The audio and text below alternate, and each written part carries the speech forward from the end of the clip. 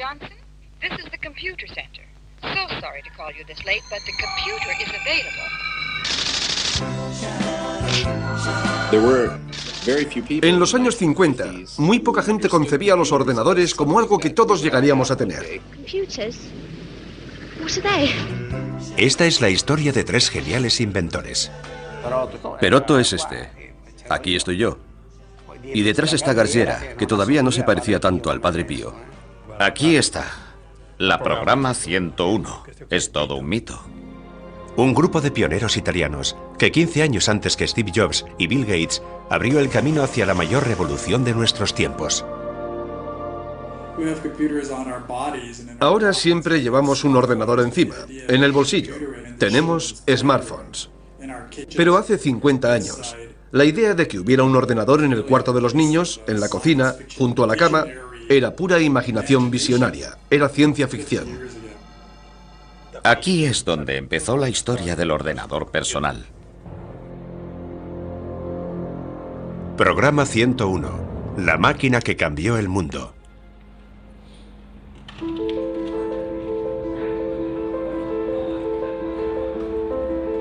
El ordenador personal es el instrumento que más ha cambiado nuestras vidas. Pero su invención fue fruto de un desafío, un sueño que parecía imposible de realizar. No se sabía si éramos los únicos que concebían e intentaban crear estas cosas. Por eso debíamos darnos prisa en fabricar este aparato que, a nuestro juicio, probablemente fuera toda una novedad. Y podía ser la primera.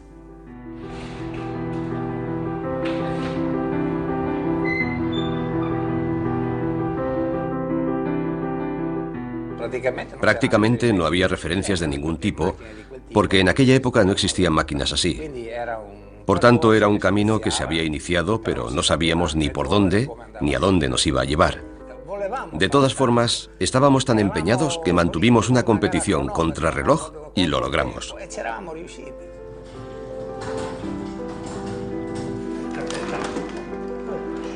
Para comprender cómo se cumplió este sueño, debemos viajar atrás en el tiempo.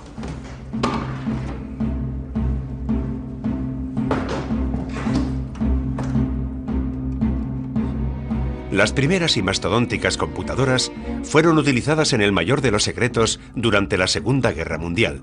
La necesidad de realizar cálculos balísticos y descodificar mensajes encriptados a velocidades cada vez mayores obligaron a las potencias beligerantes a invertir en la producción de las primeras y rudimentarias máquinas de cálculo. Pero es en los años 50 y 60 cuando, gracias a la electrónica, se afianzan definitivamente en la industria civil y militar. Las denominan grandes calculadoras, cerebros electrónicos, y no parece que su destino final sea el de convertirse en un instrumento habitual en nuestra mesa de trabajo. Las computadoras se ubicaban en grandes habitaciones, donde se escuchaba el martilleo atronador de los tabuladores. Por eso se pensaba en aquella época que los ordenadores no estaban al alcance de todos, ni lo iban a estar en mucho tiempo. El tamaño era desconcertante. Era tal que daba la impresión de ser un mundo aparte, impenetrable. Computers may be wonderful, but they're a great big black box. We haven't got one, and we must fly. We're going to Mexico. Al principio, los ordenadores eran computadoras de gran tamaño y estaban situadas en un contexto concreto, por lo que la interacción social era limitada. Solo había una pequeña élite de gente privilegiada que podía tener acceso a la computadora. Era casi como una casta sacerdotal, un grupo dirigente.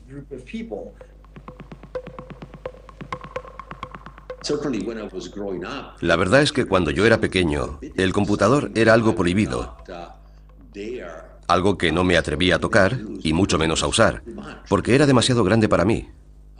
Era casi un mito.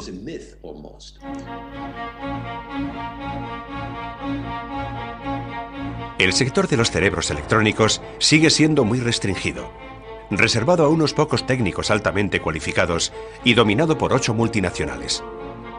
La empresa dominante es la International Business Machines Corporation, conocida como IBM. En un momento en que la Guerra Fría y la carrera armamentística promueven la inversión en las nuevas tecnologías, IBM firma acuerdos con el ejército norteamericano y crea el Sage, un ordenador capaz de gestionar el arsenal de misiles de los Estados Unidos. El Sage pasará a la historia como el ordenador más grande y caro jamás creado. To protect the future of America, the defense techniques of tomorrow had to be discovered now. They were discovered in electronics. That is how Sage and bursting computers into military service.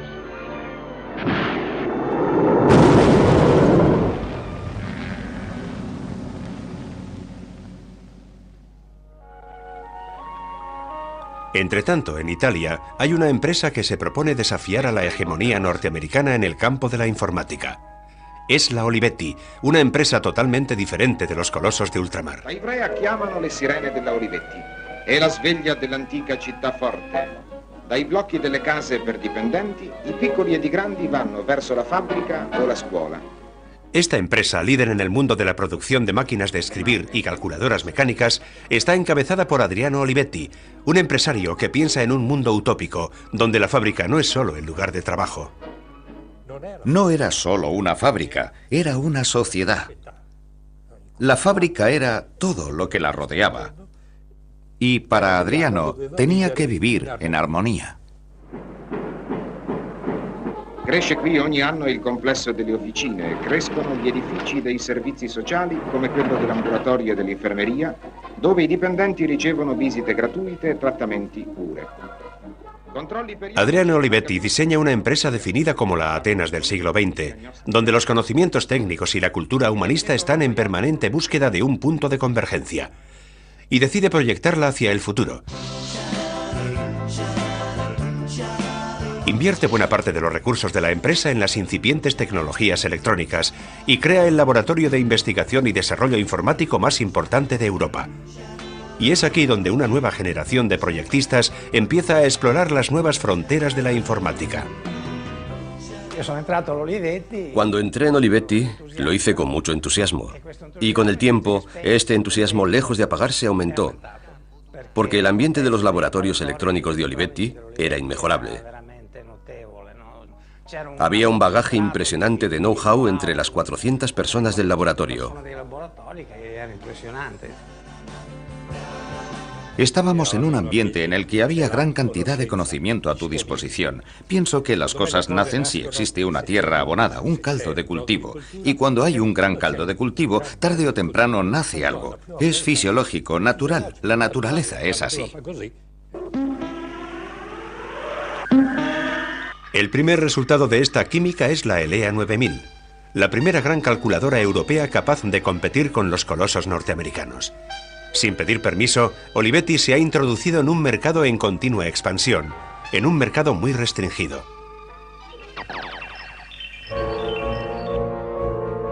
Al otro lado del océano, mientras IBM sigue su imparable escalada hacia el éxito, las demás empresas se reparten el mercado proyectando los primeros ordenadores que administran operaciones bancarias y pagos tributarios para el gobierno de los Estados Unidos.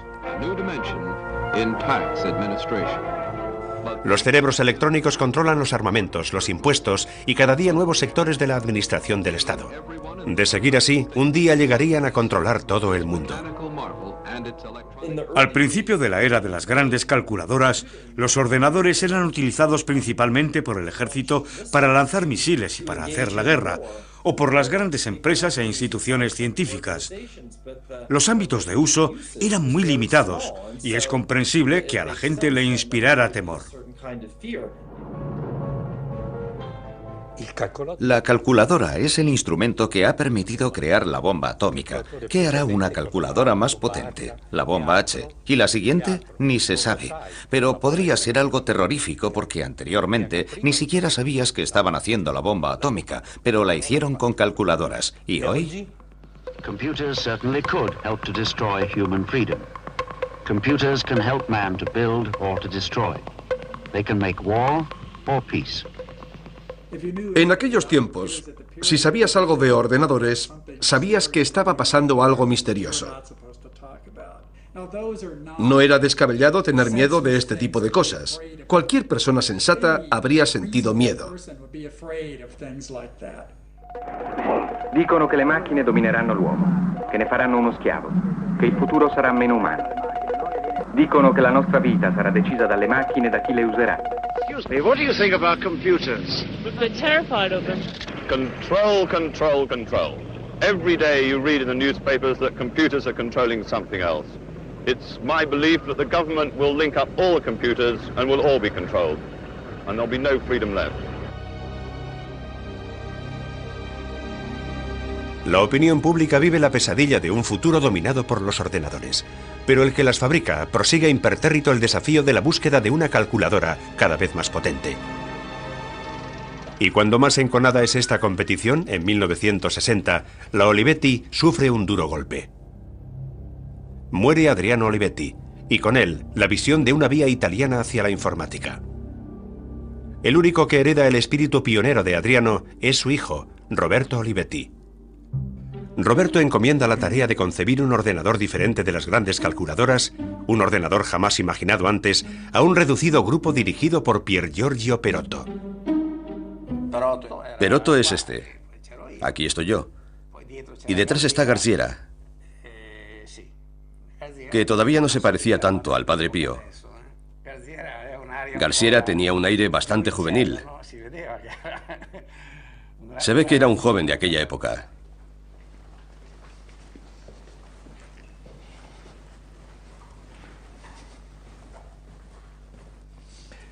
Aquí está, la programa 101. Es todo un mito. Empecé a trabajar en esta, mi primera experiencia laboral, y mira cuál fue el resultado. Aquí es donde empezó toda la historia del ordenador personal. Todo eso nació aquí. Yo tenía 19 años cuando empecé a trabajar con Desandre en esta máquina. 19 años. En 1962, Perotto y su equipo aceptaron el desafío y se lanzaron a un proyecto impensable en aquellos tiempos. Pensamos en una microcomputadora, una computadora de tamaño reducido y accesible al usuario individual, sin intermediarios, es decir, una máquina de mesa, pero con una característica especial. Debía ser manejable por un usuario no especializado. La idea fundamental era ofrecer un instrumento a un precio razonable y que cualquiera pudiera tener en su mesa de trabajo. Perotto me dijo, piensa bien si te interesa hacer algo de este tipo, porque tiene sus riesgos. Sabemos cuál es nuestro punto de partida, pero no sabemos cuándo llegaremos, si llegaremos o cómo llegaremos. Era algo que debía ser elaborado desde el principio. Y era tan difícil incluso explicar que posiblemente fuera factible, que el ingeniero Perotto dijo, chicos, yo no os voy a contar que tenemos una idea y que en suma pensamos que es factible. Quiero sacar un producto, quiero que lo vean, porque si no, la gente no nos va a creer.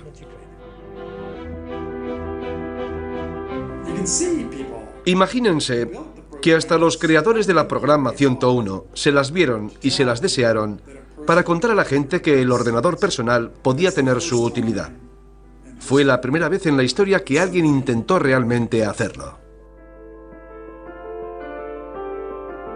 Una computadora que se pueda poner en la mesa. Una computadora pensada no para los técnicos de los grandes laboratorios, sino para cualquiera que quisiera utilizarla. Tal vez ni siquiera el grupo de Olivetti lo habría sospechado, pero esa idea fue la chispa de una revolución que cambiaría el mundo. Hoy, cuando hablamos de un ordenador personal, pensamos en el objeto que utilizamos a diario, pero hace 50 años aquello no era realista.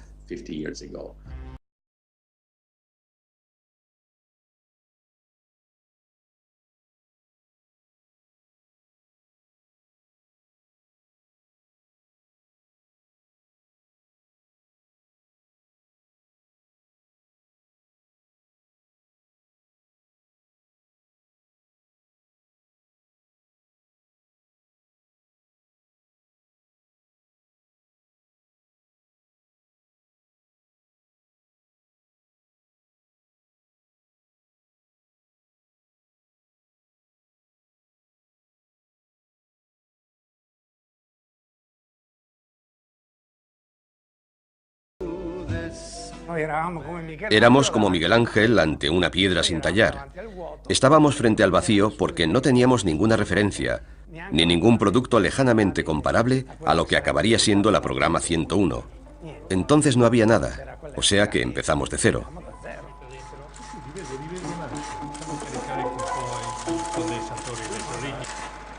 ¿Cómo fabricar un pequeño ordenador?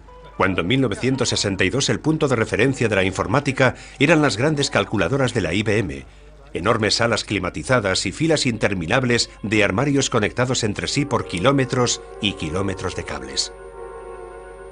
El grupo de Perotto sabe que debe superar pruebas a las que nadie se ha enfrentado anteriormente.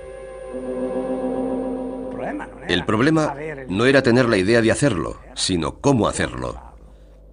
Y la idea de hacerlo no se nos ocurría estando dentro de la ciudad prohibida de las grandes calculadoras, porque de allí no se baja, allí uno permanece siempre entre las nubes, contempla la estratosfera, cada vez más alto. En cambio, había que mirar más hacia abajo. La primera gran prueba, la más difícil, es lograr condensar toda la potencia de una gran calculadora en una caja tan pequeña como una máquina de escribir. Esta era la memoria disponible en aquella época. Compleja, costosa, había que construirla pieza a pieza, había que encajarla, etc. Costaba un ojo de la cara.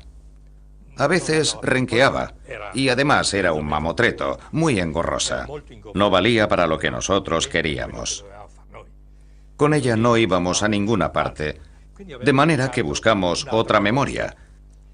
Y elegimos la línea magnetoestrictiva, constituida por un hilo de acero armónico, como la cuerda de un piano. Y en torno a esta línea construimos nuestra máquina.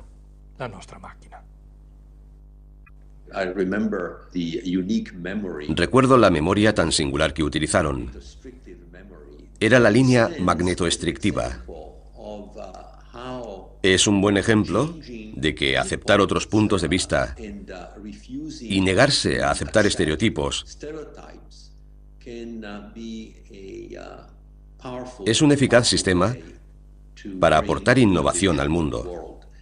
Si nos fijamos en la historia de los ordenadores, no solo comprenderemos el gran avance que se ha realizado, sino los retos a los que se enfrenta la gente en aquellos tiempos para solucionar estos problemas.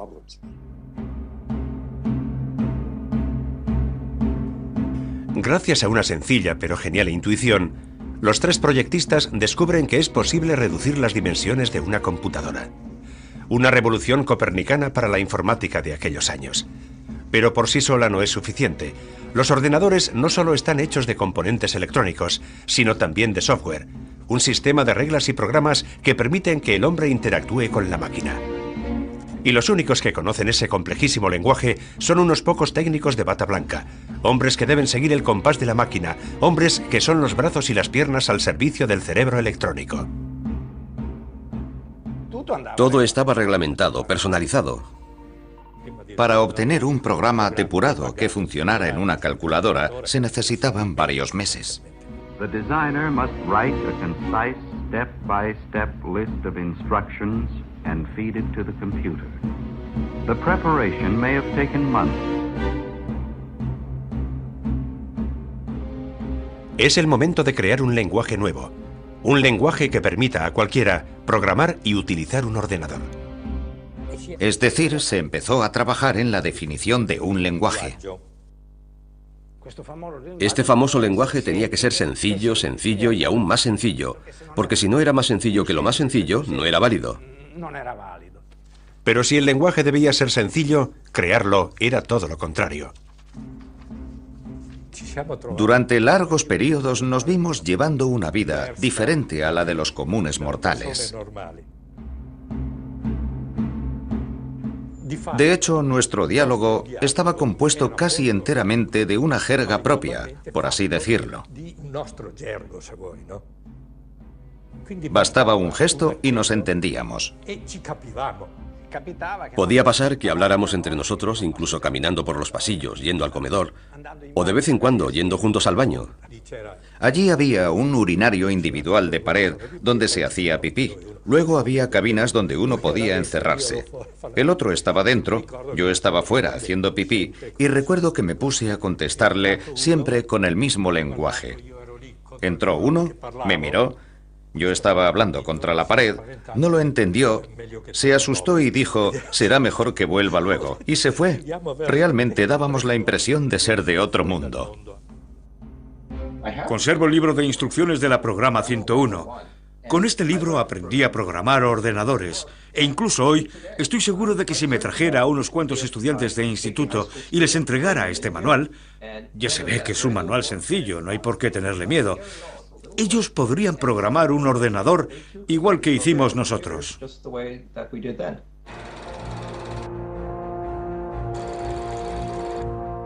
Al cabo de 2 años de duro trabajo, el equipo de Perotto ha desmontado una a una todas las rígidas normas de la informática de esa época y proyecta una computadora del tamaño de una máquina de escribir, con un lenguaje que permite que el mundo de la informática sea accesible a todos.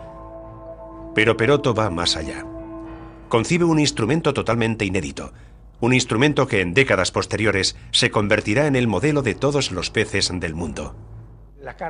La tarjeta magnética fue un as en la manga excepcional porque compras la máquina, la pones en marcha y metes la tarjeta. No tienes que hacer nada más. Y la manejas. Nada más fácil. Cojo la tarjeta con mi programa, que está grabado por aquí, en esta tira magnética. Enciendo la máquina, meto la tarjeta y ya está. El programa queda introducido y la máquina está en condiciones de ejecutarlo. Basta con dar una orden en el teclado y la máquina empieza a procesar según las instrucciones de este programa. Más fácil imposible. Very, very easy, como decían los norteamericanos.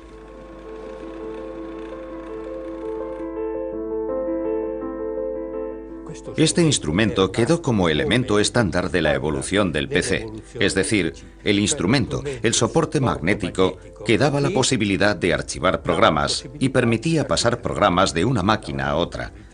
Y posteriormente pasó a ser un disco, el floppy disk, que primero fue grande, luego más pequeño y así sucesivamente. La tarjeta abre definitivamente una nueva era. Una era en la que la relación del hombre con las computadoras cambia radicalmente. Cualquiera puede hacerse con un programa, cargarlo inmediatamente en el propio ordenador, intercambiarlo con otros usuarios, como se hace hoy en día con cualquier archivo. Los 3 inventores han ganado su apuesta. Han dotado al ordenador de alma, y Roberto Olivetti decide que ha llegado el momento de que tome forma. Contacta con Mario Bellini, un joven y prometedor arquitecto. En la actualidad, Bellini es uno de los arquitectos y diseñadores más importantes del mundo. Recuerdo que un día recibí una llamada de Roberto Olivetti diciéndome: oiga, necesito estar con usted por un proyecto complejo que tenemos entre manos. Se trataba de diseñar no una caja que albergara los mecanismos y circuitos impresos, sino algo que fuese un objeto personal, algo que interactuara puntualmente con una persona que estaba sentada frente a una mesa, un despacho, y que esta persona emprendiera una relación de comprensión con esta máquina. Era bastante novedoso, porque hasta entonces las computadoras eran armarios, y con los armarios no interactuamos. Prácticamente los armarios más atractivos son los que están empotrados en las paredes. Pero esto no era un armario o una caja, era una máquina diseñada para entrar a formar parte de tu círculo personal más allegado, como una persona más.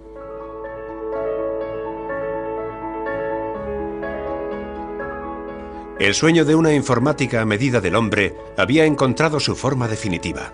En abril de 1964, el grupo de inventores dio por cumplida su misión. como la lavadora, la televisión, la radio y otros muchos objetos de uso doméstico, para bautizar el nuevo invento se elige un nombre femenino: la Programa 101. Es el primer ordenador pequeño, fácil de usar, que cualquiera puede llevarse a casa y programarlo. Es el primer ordenador personal.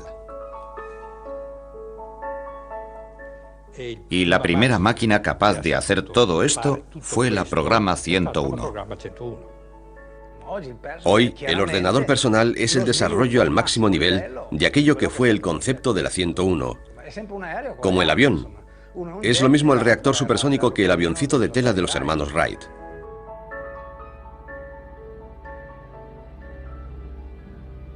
Pero cuando el sueño de los 3 proyectistas estaba a punto de emprender el vuelo, en Olivetti sucedió algo inesperado.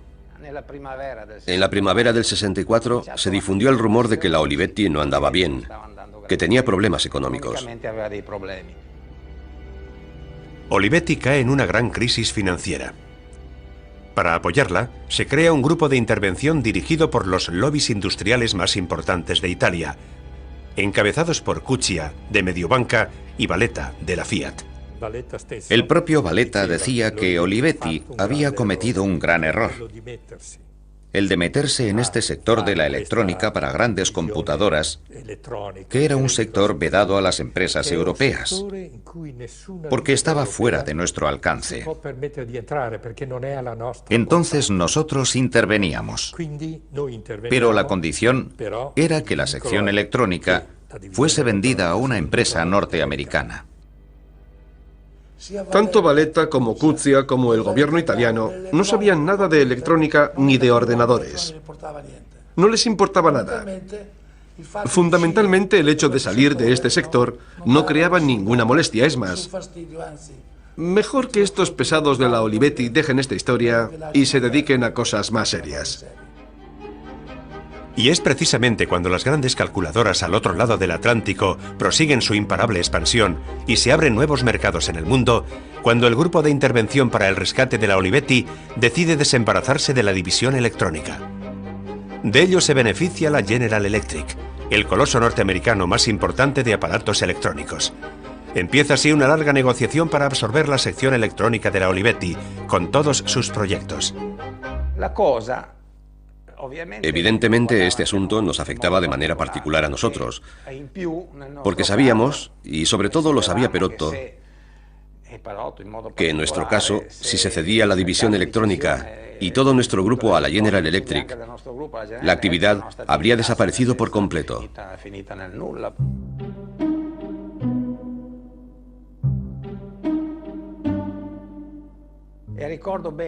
Todavía recuerdo que Perotto, precisamente para demostrar la situación de profunda incertidumbre en que nos encontrábamos, vino con una máquina fotográfica y nos dijo: escuchad, no sé en qué va a acabar todo esto, pero yo voy a sacar al menos un par de fotos para demostrar que lo que hemos hecho existe. O sea que lo nuestro no eran meras habladurías, prácticamente fueron palabras proféticas.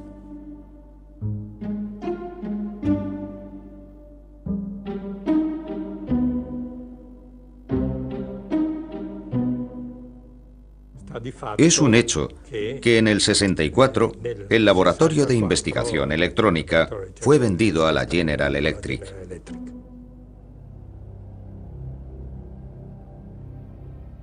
Aquí estaba el despacho de Perotto. Este era el despacho de Perotto, ¿te acuerdas?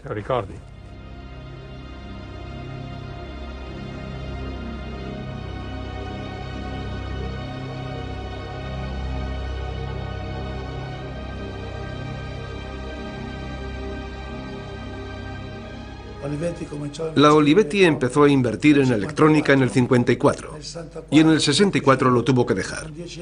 Fueron 10 años de inversiones, de visión e incluso de esfuerzo. Y no solo de esfuerzos financieros, sino también de recursos humanos. Todo aquello terminó. Fue una aventura que costó sangre, sudor y lágrimas.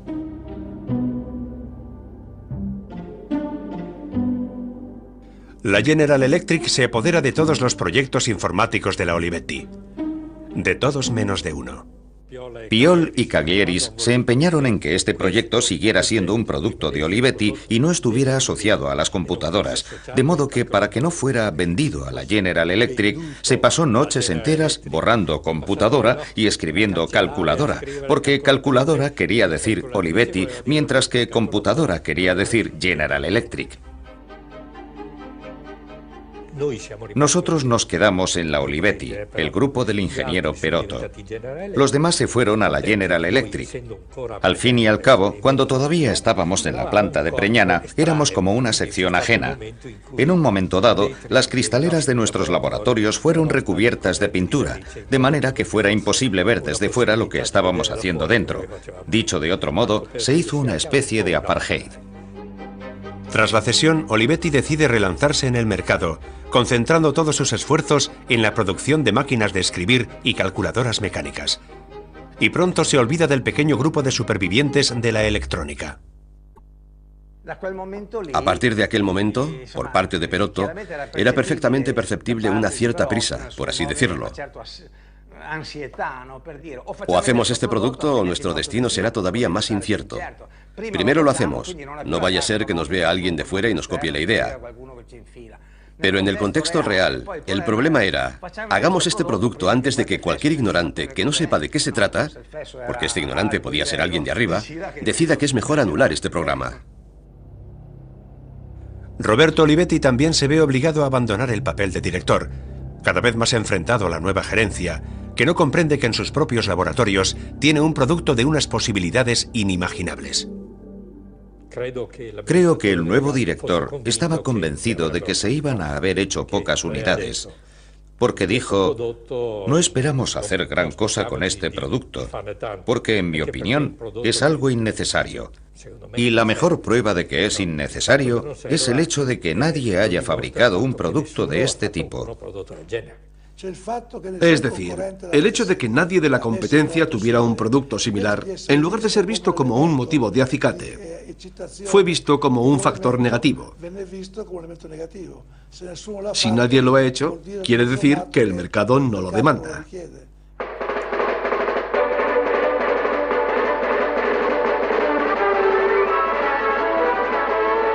Mientras en Italia los nuevos gerentes de Olivetti no ven salidas comerciales para el primer ordenador personal, Norteamérica hierve con los preparativos de la feria más importante jamás organizada, que marcaría el imaginario colectivo durante mucho tiempo.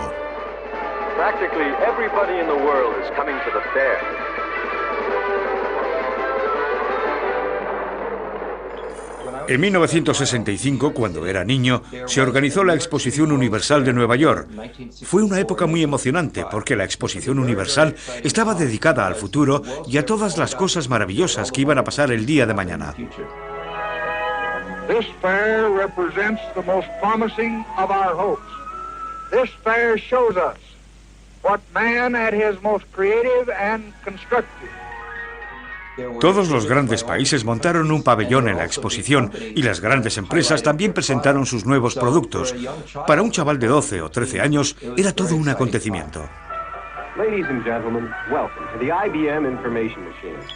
La IBM decide aprovechar la ocasión para presentar sus computadoras a la sociedad en un intento por acercar la informática al gran público. Una de las cosas que aprendí en la Exposición Universal fue que el futuro pasaba por los ordenadores, porque en toda la feria había exposiciones que hablaban de esto. Aunque la computadora era normalmente una máquina gigante aislada, con cintas magnéticas y técnicos de bata blanca y corbata que apretaban botones. La gente corriente no podía acercarse a las computadoras, se ocultaban en un segundo plano. Eran demasiado especiales para tocarlas. Olivetti. La Olivetti también decide aprovechar la Gran Manzana como escenario para su lanzamiento, y en los días de la imponente Exposición Universal presenta su nueva línea de calculadoras mecánicas Logos 27. Pero además de la Logos, decide mostrar un modelo de la Programa 101. La Olivetti no estaba interesada en mostrar la 101. Bueno, sí, quería mostrar también la 101, pero la expuso en una salita trasera más discreta. O sea, solo iba a verla el que estuviera interesado. La protagonista de la muestra era la Logos 27. Si hoy